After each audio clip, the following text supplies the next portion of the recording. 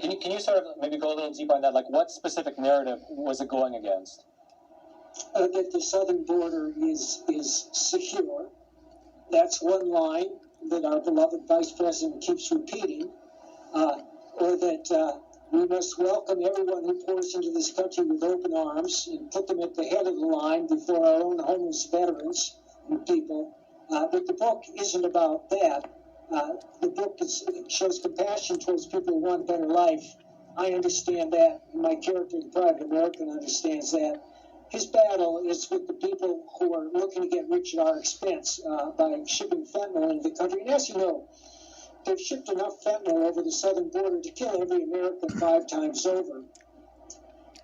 The cartels, their net worth ballooned. It was $1.3 billion in 2020. It's over $10 billion today, and that's due entirely to the open border. It's like the government is encouraging lawlessness. And sometimes I wonder why more people don't know about it, or why more people aren't talking about it. But then there's stories like yours where you're actually not only talking about it, you're making art out of it, which in theory is some of the most protected type of speech in America, and yet you're even getting censored. Yeah. I have to state that it's not a political book, except insofar as it respects national sovereignty. And my goal always is to entertain. It's a very gripping story, and if you pick it up. And so people are very concerned, and I hear from people all the time, the scariest thing that could happen is if Kathy Hochul wins. What do I do? I'll have to close my business. I'll have to leave New York. I'll have to leave my family. I'll have to set up somewhere else. And I hear that over and over and over again. And there's proof. I mean, look at the evidence. We have seen the largest outmigration again of people, of jobs, of our manufacturing sector. Everything we've tried to do to bring it back so far has not been successful, and it's all because of Albany's policies. New York Congresswoman Claudia Tenney, thank you so much. North Korea, children even eat mud. That's what true starvation and oppression looks like. Park thought her fight for freedom was over after fleeing from North Korea and surviving sex slavery in China. But she says her experience attending Columbia University in New York brought back memories of dictatorship. At Columbia, they say, I cannot say the word white because it's oppressive to some people. In North Korea, they did the exact same thing. They removed the word like human rights and freedom and free market. Park says the prevalent woke culture is a communist tactic to divide people. And the professor telling you that we need to stay woke because the enemies, the systemic oppression is everywhere. Exactly what North Korean regime does, making us paranoid, making people not trusting each other, to divide people. Park says the socialist promise of equity is a false hope to resolve poverty. But people in America get so brainwashed to think somehow inequality is our enemy. Do you want to be dirt poor or at the same time and starving instead? It's a great thing that you can rise. There's a mobility in the social class. The enemy is poverty, not inequality. The audience at the award ceremony echoed Park's concerns. She is a canary in the coal mine for the future that all of us who value life, liberty, and the pursuit of happiness face if we do not wake up, realize that freedom is not free. If we can't talk about our differences, can't have different opinions, I mean, where does it go? It's very dangerous, very dangerous. Park says that Americans grew up with freedom, but many don't understand what it really means or what life looks like without it. She hopes her story will inspire Americans to preserve their liberty. Reporting by Angela Moy, NTD News, Chicago. Next, a former U.S. military cyber officer is taking aim at social media app TikTok. He says it's one of the Chinese Communist regime's most powerful weapons to manipulate Americans, particularly the younger generations. American thought leaders host Yanni Akelek sat down with Nicholas Shalon, former chief software officer of the U.S. Air Force and Space Force, to find out more. I was just reading that there's more viewing time of TikTok now than there is of YouTube by Americans, which is just kind of unbelievable to me. This is what you say about TikTok. You say it is potentially the most powerful weapon of mass manipulation and misinformation ever created by the CCP. Okay, so that's a big statement. Yeah, absolutely. I think when you look at what the CCP has been doing for many years now, information and the control of information is probably the cornerstone of being able to push their agenda to the American people. And so what you're going to find is now 40% of kids under 24 are using TikTok as the way to search for information. So you can imagine that it enables the CCP now to control what you're going to get to see, what you're going to be able to find out about, and potentially censor information as well. When you start compounding the data aspect and knowing the people and what they think, what they like, what they are watching, and the ability to promote content and filter content, that's where you're going to see things like what we've seen with the labs in China with the COVID-19 virus, where effectively China was powerful enough to convince American companies to ban the discussion around whether or not the virus came from China's lab.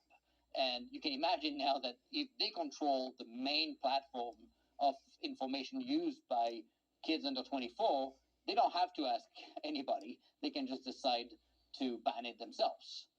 Coming up, more on TikTok's dangers from Nicholas Shalon. He details how the Chinese Communist Party is using the data gathered through the app to boost artificial intelligence and to ultimately develop more advanced weapons. His health. Fetterman is recovering from a recent stroke. He often stumbled over his words, took long pauses, and repeated himself in his answers. Although at times he says it's difficult to articulate his thoughts, he says he does feel ready and able to serve. And I believe that, again, my doctors, the real doctors that I believe in, they all believe that I'm ready to be served. On the topic of abortion, Oz says that he supports exceptions for bans, but that ultimately each state should decide. There should not be involvement from the federal government in how states decide their abortion decisions. As a physician, I've been in the room when there's some difficult conversations happening. I don't want the federal government involved with that at all. Fetterman says he wants to fight to reestablish Roe versus Wade and codify it into law. And I've always believed that the choice belongs women and their doctors, and he believes that the choice should be with him or Republican legislators all across this nation. Regarding immigration, Oz says as a son of immigrants, he understands the challenges at the border and wants to address the crisis. The completely porous, open nature of our border, which John Fetterman supports, has created a humanitarian crisis with cartels profiting with human trafficking operations. They take the money, they buy narcotics from China and bring that into our country, and it's making every state a border state. Pennsylvania is already a border state because we're top 3 in the country in fentanyl overdoses. Fetterman decried Republican governors for sending illegal immigrants out of their states, calling it a political move. I believe we have to develop a comprehensive and bipartisan solution to address our issue here. When asked what the biggest foreign threat to the U.S. is currently, Fetterman replied, China. I believe China is not our friend, and I believe that we can't be able to push back, and we need to stand against China. Oz says the U.S. needs to send a strong message out to the rest of the world and can start by being energy independent. And the best way for America to establish its dominance is to unleash the energy here in Pennsylvania and across the country. Fetterman and Oz are vying to replace retiring Republican Senator Pat Toomey. The Senate is currently deadlocked at 50-50, with Vice President Kamala Harris having the tie-breaking vote.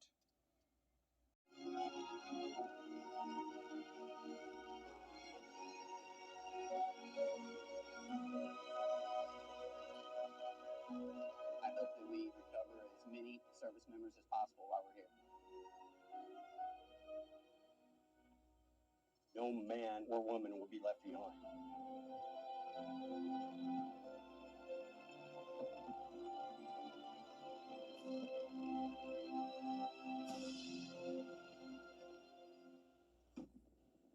Democratic Representative Susan Wild.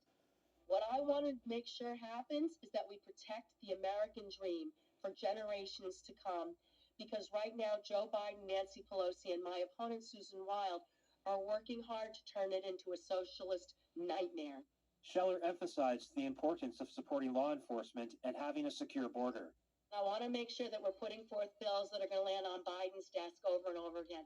1, we need to get tough on crime. 2, we need to secure our border. 3, we need to open up Pennsylvania's energy. She says properly addressing these issues will lead to reducing inflation. We've got to stop the egregious spending that's going on and spend government's money like it is the taxpayers' money, because in fact it is. It is not our money to spend. It is the people who live in Pennsylvania. It is the people who live in the country. We need to make sure that we are good stewards of that and we're spending it on things that really matter. But we've got to get inflation under control.